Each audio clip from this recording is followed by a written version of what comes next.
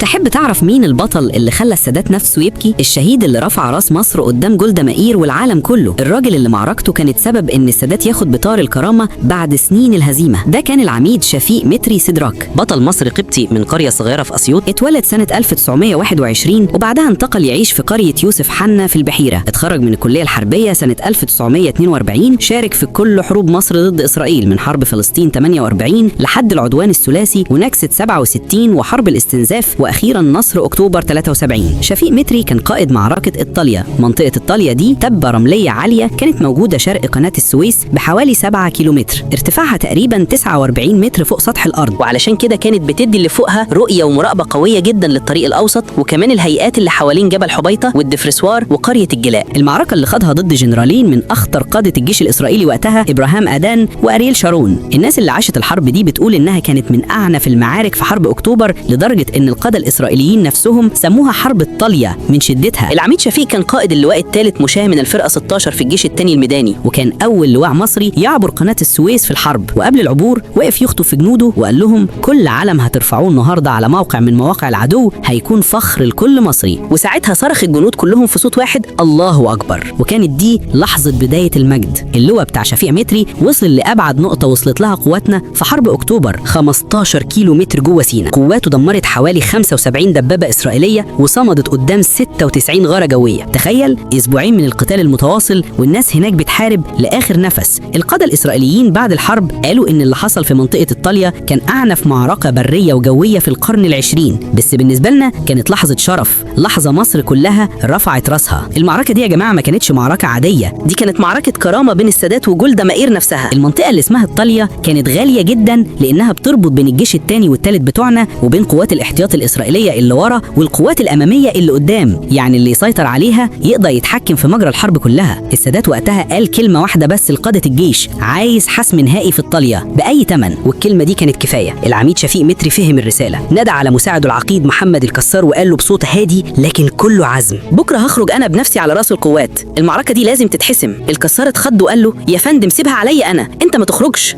لكن شفيق متري ابتسم وقال له بابتسامة كلها رضا: أنا فاهم رسالة الرئيس السادات كويس، بس علشان وقت الفيديو هتلاقوا باقي القصة في الجزء الثاني. دوس على العنوان اللي تحت وشوف رد فعل السادات.